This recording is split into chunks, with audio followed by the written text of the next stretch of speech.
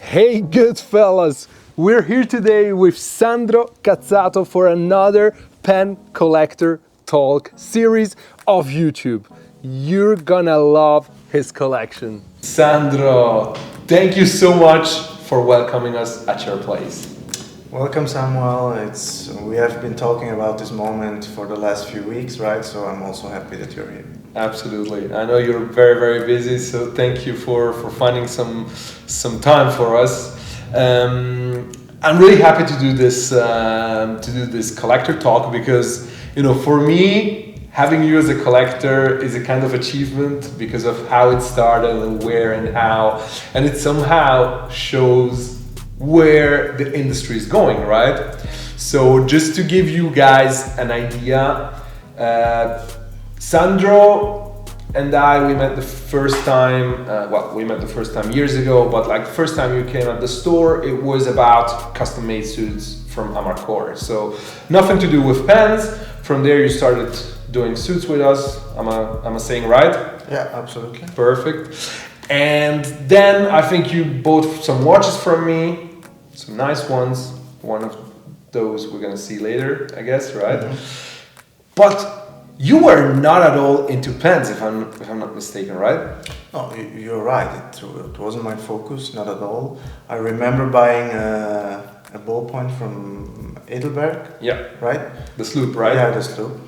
It's here. You want to see it? Yeah. I mean, you remember, right? Yeah, of course. I remember this one very well. Yeah, you even did the engraving on it, right? Yes. It's very. I like the shape. It's very particular because you don't see any other kind of.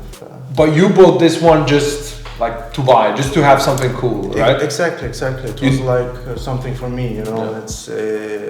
It didn't have a special meaning. I just wanted a new beautiful item. So first one was it was overall one of your first pens, right?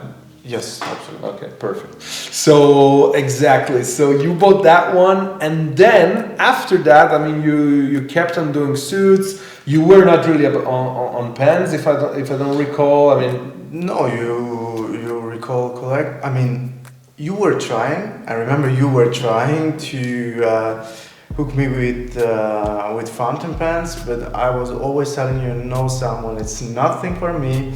I was also a bit traumatized because I'm left-handed. Yeah. So this topic brought me back to childhood. And my teacher, she was obsessed with beautiful writing and with correct writing. So sometimes it happened that I was writing with the fountain pen and I was smearing over the paper, which meant for me ripping off the paper and start all over again. Pure trauma. Exactly. Yeah. So it's What happened then is we did that. We went to Hamburg together with a few pen collectors, with a few non-pen collectors, like Kadir of Turkey Watch Club was there, and so on. What happened after that? Now I'm sure everybody's wondering about it. So these 2 days in Hamburg were for me a game changer when it comes to appreciation regarding fountain pens. Because and I feel I needed something like this because the second I stepped into this production side of Montblanc, everything changed. I mean, my perception towards fountain pen changed completely. To see the whole history of Montblanc, to see all these details, all this. Production steps. Exactly, production steps that are needed to produce such a beautiful item. I was just overwhelmed about it. And if I am not wrong, the day after we came back from Hamburg, I was already in your store buying my first one. Absolutely.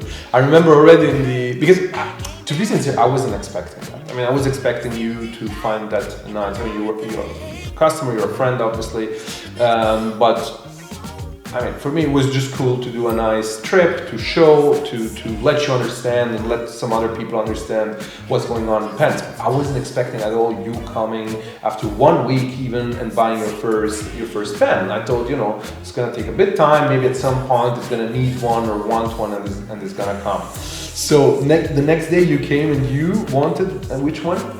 So you showed me a few, but I was trying to find some good model to start with, you know, Yeah.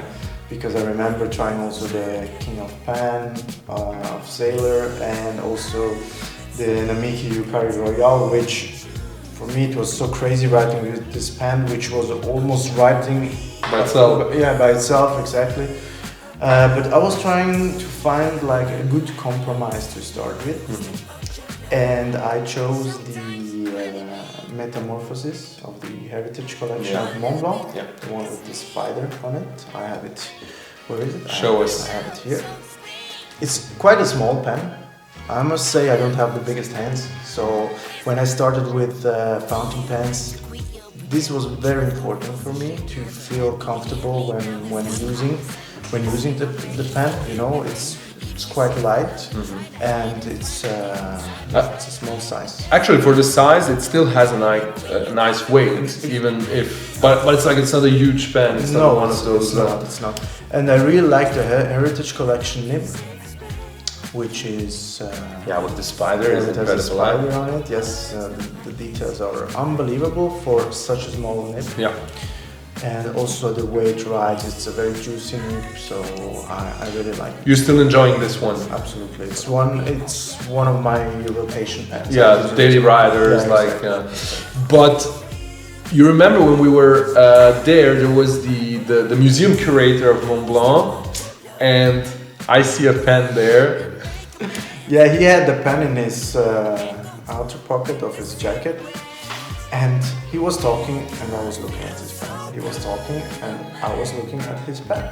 Until I couldn't resist anymore, I had to ask him, listen, tell me which pen it is. And it was the Montblanc Heritage Collection 1912, which is not a limited edition, but a special edition. Quite sold out everywhere, very difficult to find. And it's a super particular one because, as you can see, it's a very short, super short. The proportions are not correct if you ask me, because you think before you uncap it, you think where is the space for the nib, right? So then you uncap the pen, and there is no nib, and there is no nib. So it's a problem, right, to write without the nib, and then you start twisting, and the nib comes out. Insane. Okay, so when he showed me this pen, for me it was love on the first sight. I knew I'm gonna buy this pen. The second I saw it, I knew I'm gonna buy this pen. And I couldn't sell you this one because I didn't have it, right? Exactly. So you bought this one from? So I was looking online and I bought it from an online shop. I don't even remember which one it was, but I was so happy to find it. You always have to make sure you twist the. Exactly. I mean, you can try to close it like this. You better not too strong, but you need to just twist it back in, and then you can. But a beautiful item, yes, absolutely. Extraordinary. Very, very special with this mechanism to twist out the nib. Yes. Yeah, awesome. And I see here, everybody sees it, quite a few demonstrators. Why demonstrators? So first of all, I don't know, maybe we should explain what demonstrators are, right? So demonstrators are see-through pens where you can basically admire the inner world of a pen. And the thing is, I'm a person who always likes to understand. Okay, I'm on every topic, also every aspect of your business life. Side, exactly. I want to understand what's behind something. The mechanism behind things. Exactly. So it was just a matter of time until this, we can call it fetish of mine, would also show up in pens, right? So I remember we were talking because I was spending many hours in your store after this magic moment in Hamburg. And then you told me, yeah, we have, there is something like Demonstrators. And I remember the first one I saw and immediately got in your store was the Pilot Heritage 92. Yeah, I have this one too. I don't have it here, but... Yes. And this is my everyday pen. Oh, you still use it a lot? Yes, a lot. Because the fact that I discovered this love for Demonstrators and to have this super everyday worker with me, I like to have it always in my hands. So you have a special bond with a pen that is not even that expensive, because that's about $200 pen, Exactly, somewhere in that price range. Exactly, and I'm honest with you, it's one or two of the Demonstrators that are inked. All yeah. So that's one you ink, you use. The other one are more collectible ones. Exactly. So you're looking to have a big Demonstrator collection. This is the point, and you know, I'm honest with you. You helped me with that, because in the beginning, when you start collecting, you don't have a focus. Yeah, you start buying these exactly left and right without a specific goal or specific target. And you told me, Sandro, it's important when you start with a collection that you try to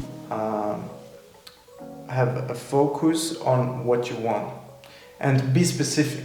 You told me be specific, because also Demonstrators, there are clear Demonstrators, there are with some decorations over. Exactly. Absolutely. You will see also some of them, because I have some of them also. But if you would ask me now, what is your collection? I'm collecting clear Demonstrators. Mm-hmm. This is my collection. Mm-hmm. So absolutely awesome. I think it's also interesting that to know the fact that, I mean, while in watches a skeleton was more a decoration side of things, and also you would see how beautifully polished the mechanism is. Here it was meant to actually show how the pieces were working at the fair, and then people arrived, retailers arrived and said, oh, this would look awesome to sell like this, and that's how it happened. So it's funny that it had first like a demonstrator, that's why it's called Demonstrator. It was a demonstration piece, and then became an actual collectible and an actual model that almost every brand throughout all brands, Sailor, Montblanc, the only one is Graf von Faber-Castell who didn't yet, and also Curidas didn't yet, but almost everyone has done a Demonstrator. Yeah. Funny thing. I agree with you, and I mean, you know better than me, Montblanc produced Demonstrators and gave them to the retailers or to the boutiques in order that they could show to their clients how the pen looks like from the inside. Yeah. These pens were never sold. Yeah. They were kept. Now you can buy it online for crazy prices. Yeah. And this is still like a goal of mine to own one of those pieces. 146 or 149 Montblanc. But it's not easy to find. Absolutely. Show us some of your favorite Demonstrator pieces. I'm really wondering what are the highlights of your Demonstrator collection, which is growing week by week. By the way, I mean, if I can say that, you're a 1.5-year-old collector and already have some crazy pieces. There is more that is not in the frame right now that we're going to show later. Show us some of your favorite Demonstrator pieces. Okay, if you're asking me now to pick my favorite, it's this Pelikan M800. Yeah. With engravings. Beautiful. Which means that on the barrel you can see Pelikan wrote which the name of every part of this pen. Yeah, so it's not only see-through, but it's also labeled with every single part which composes the pen. Absolutely cool. Absolutely awesome. And I'm already thinking to buy at least 2 more of this kind, because last year they released a Chinese edition in simplified Chinese and also in traditional Chinese. Fantastic. And it's a limited edition, so I'm trying to get also these You two. you gotta have those. Yeah. That's amazing. And then you also have, this is a M1000. 5. That's also a beautiful one, Yeah. with the big Yeah, it's nib. a huge bit. Yeah. Absolutely not inked. Not inked. Exactly. This pen won also some prizes.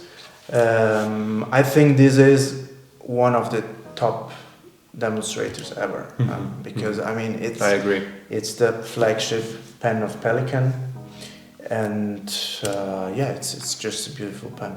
And it's an incredible writer too. And plus, we shouldn't forget that Pelikan is basically the brand that introduced piston filling mechanism as we know it today into the mass market through the patent of Theodore Kovacs. And so I think a Pelikan always has a special meaning. Absolutely. So which one do you like, Samuel? That's a good question. Nobody ever asked me this, you know. You see? Probably because I talk too much.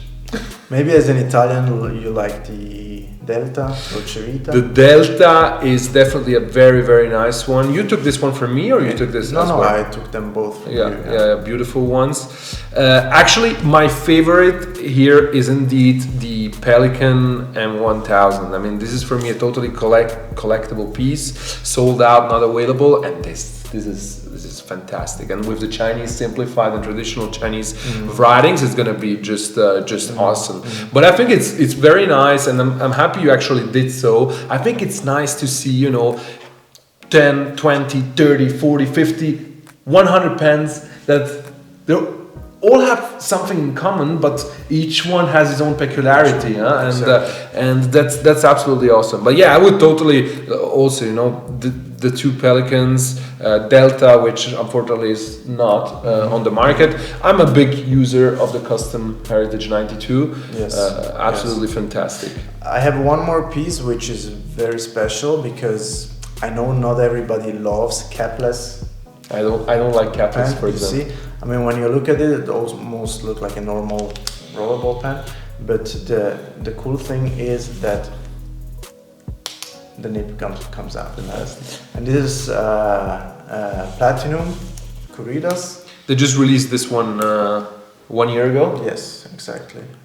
So there are also several versions of it. Of course, I took the clear demonstrator one.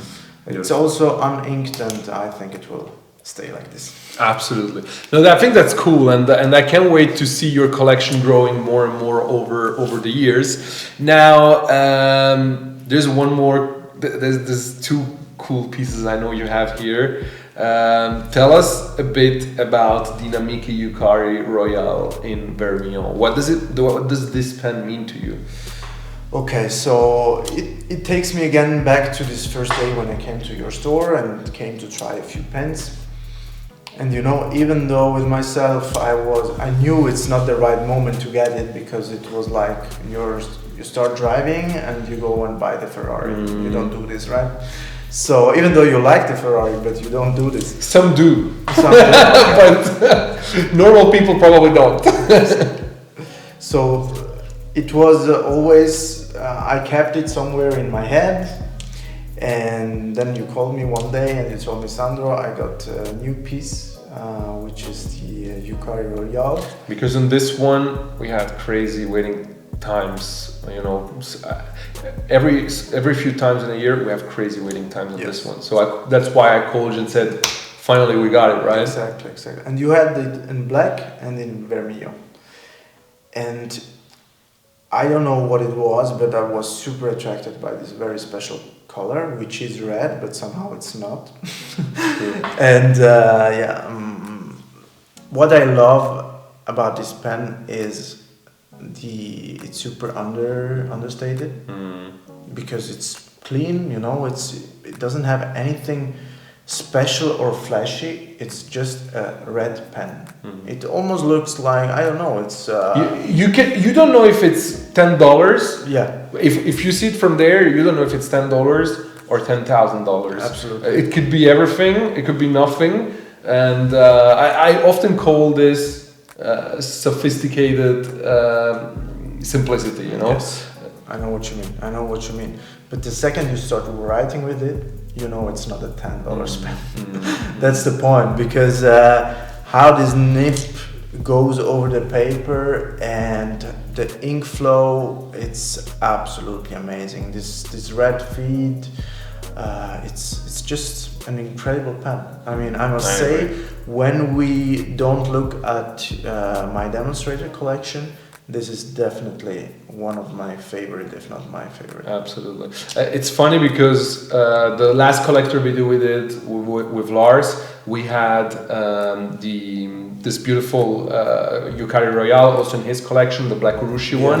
Yes. And he also has the one you have over there. The Rade, you mean? Yes. Yes. Yeah, this is a very special piece. I think it's maybe if I should rate it, it's the most precious piece of my collection. I mean, it's I agree, it's really one. 400 pieces limited edition. Number, which number is this one? 397. Of 400. Of 400. Amazing. Yes, very amazing. I must say, I was looking also at the previous models of the Rade collection. Maybe we can tell to the people that every year Pelikan does like this special Rade collection with some Japanese artisan, right? You know the name of it? I don't recall the name right now. Okay. What a shame. No, it's not a problem. But this model of last year was the one which had, from my point of view, like the craziest response, and also there is so much Rade in this pen, it's crazy. Huh? And only when you hold it in your hands and you look at it from every angle, you can see how special it is. Absolutely. Because it looks different. You put it here, it's one color. You put it here, it's another color.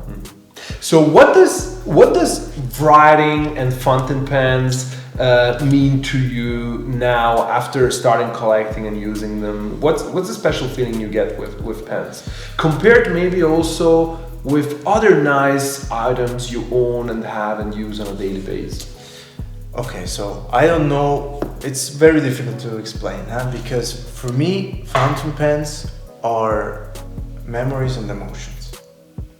Because despite the fact that I told you I was a bit traumatized as a kid when I had to write with fountain pens at school, it just brings me back to childhood and to all beautiful moments. You know what I mean? It's like Absolutely. It's like you're using it and you're telling a story with it. And the fact you were traumatized at school still gives you a good feeling and a good... the good feelings are definitely... revoked. Yeah, revoked and putting down the negative feelings. You know, so it's a revenge. Yeah, absolutely. So I don't even think about it anymore. It still happens that I'm writing and sometimes I smear. Now I know there is no teacher who is ready to give me a bad mark because of this. And it's just beautiful. And it's part of the game, right? Absolutely. Just as much as, maybe dropping and having to service a watch is part of having a mechanical watch, or having a watch which is not 100% precise like a quartz or like an Apple watch is part of having a mechanical watch. Smearing and somehow filling the pen up is also part of this emotions that you get throughout the day, right? Yes, it's part of the whole thing, as it is when you have this momentum of filling up a pen with a special ink because you're about to write a nice letter to someone, or for example, I have this habit of writing every Wednesday some wisdom quotes and to publish it on my Instagram channel. It's something that you do for yourself, and it's a moment that nobody can take away from you. Nobody can steal it. Exactly. So it's as I said, and I'm a person who is quite cool. When it comes to feelings, I don't show a lot and stuff like this.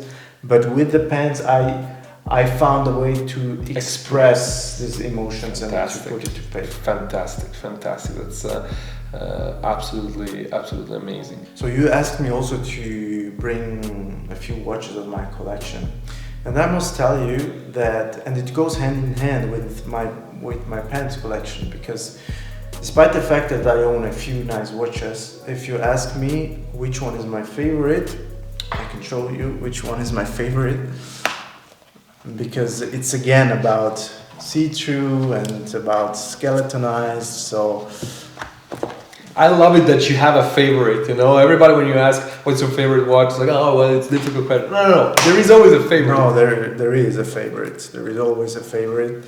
And I think everybody should know his favorite watch. So the one that I like a lot is this Bvlgari Octo Finissimo.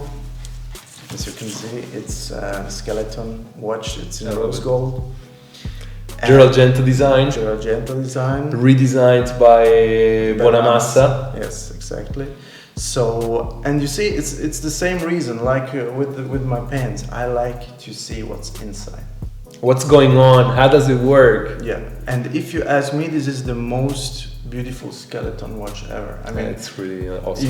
You can compare it with an AP or with other models, but this one, and combined with the fact that it's a super thin model, and I love super thin models, also because I don't have the biggest wrist, you know? Yeah. And I also don't like when a watch is like too flashy. This one disappears under the shirt. Sometimes you even forget it, how light it is. You know?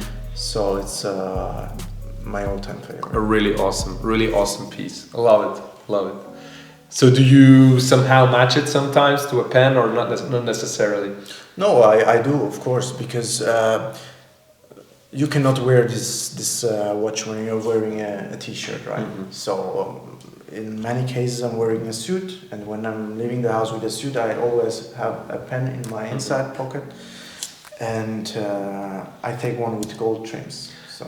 And even if you like skeleton, you still have a nice Nautilus at your wrist. And I mean, is the Nautilus not more than the...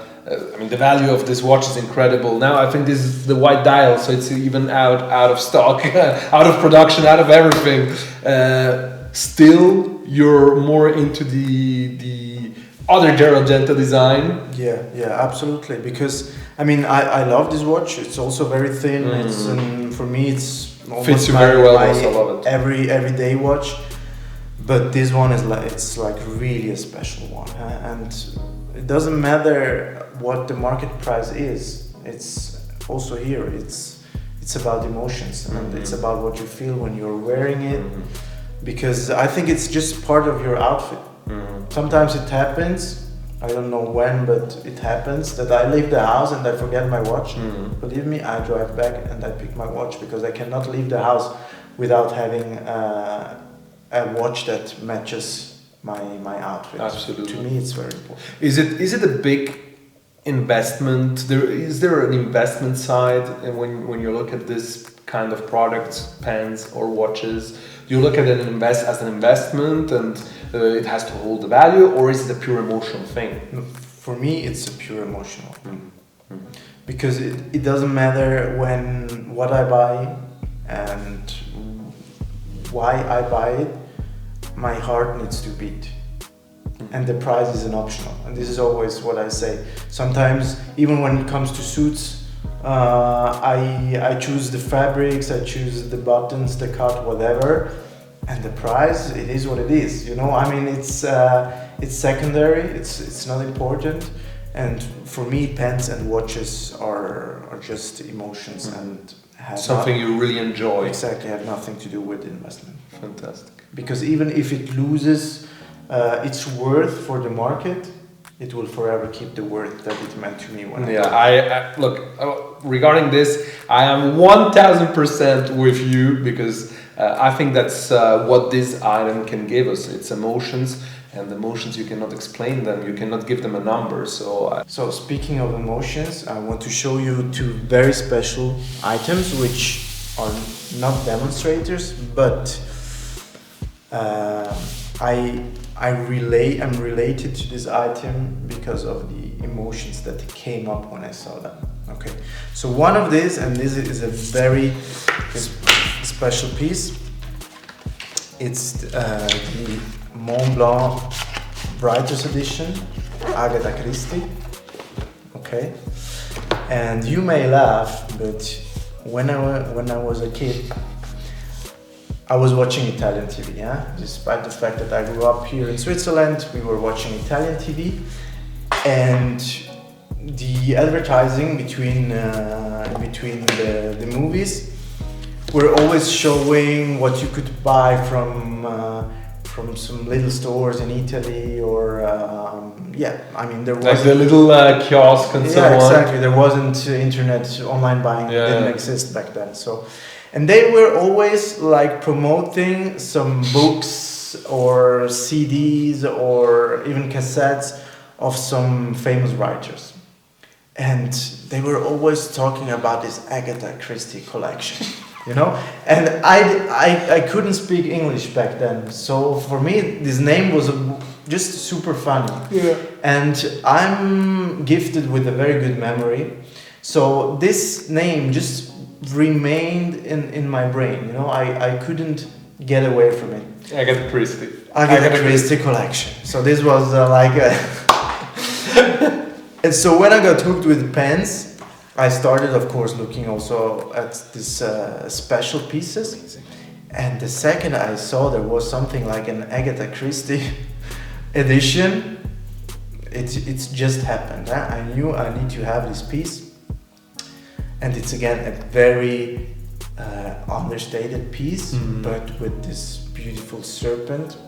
Which makes the whole difference. Yes. Absolutely. So, and considering the fact that I own also another piece of the like modern heritage collection of Montblanc, Rouge&Noir, huh? exactly, which also has this serpent, it was just a beautiful match, and I had to have it. You know, it's quite an expensive piece, but again here, no investment. I didn't buy it for an investment. But it just pushed some buttons in my head, and it happened. Yeah. So.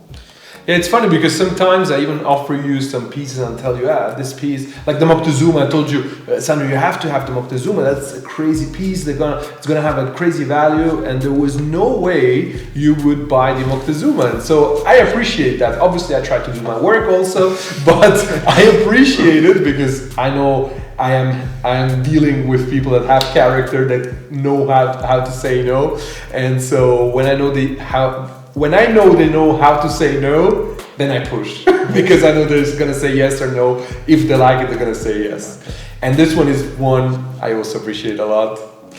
So this is the Montblanc Great Characters Walt Disney limited edition, 1,901 pieces, and this is just me as a kid.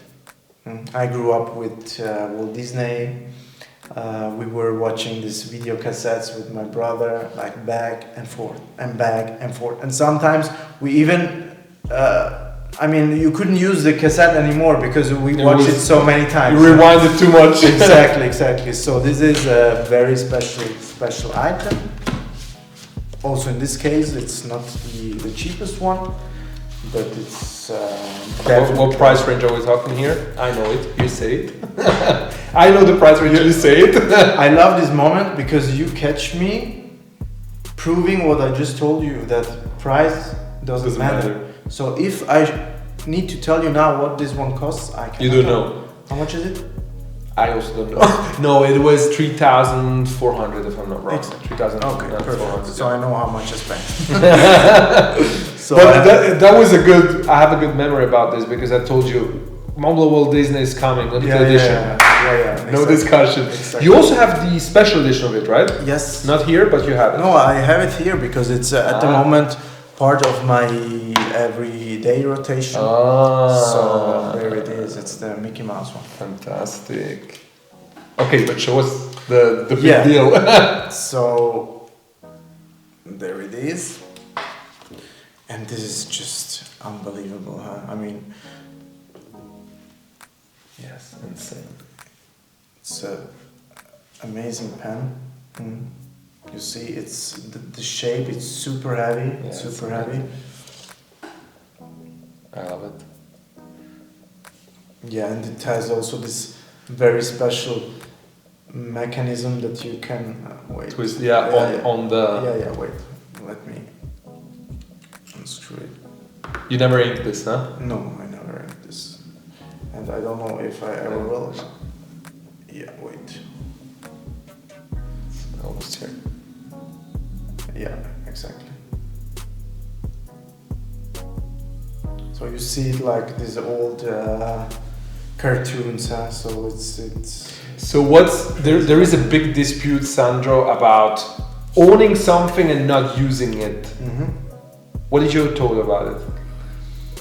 I think in this case, for example, I cannot guarantee you that I won't ever ink this pen, okay? Because it needs one moment. I don't know, maybe some special happening in your life that you want to put down on paper, and are you doing it with a $200 pen? I don't think so. You take the most precious pen of your collection, you ink it, and you write this letter, or you write about this happening. And this is how it goes, I think. I mean, the Pelikan Rade, the same story, you know. It's also a very expensive pen, and I just used it when I felt, okay, now it's the right moment to use it. It's a special moment, and you're Yes. creating a momentum by using it. Absolutely, because here with non-demonstrator pens, it's a different story. Demonstrators are and will forever be demonstrators. The beauty that you want to admire needs to be clean, because once you fill it up with ink, there is no chance that you will remove the ink completely out of the barrel. It's a fact. Yeah. Inked is inked. That's is it. inked, I mean, okay. it's done.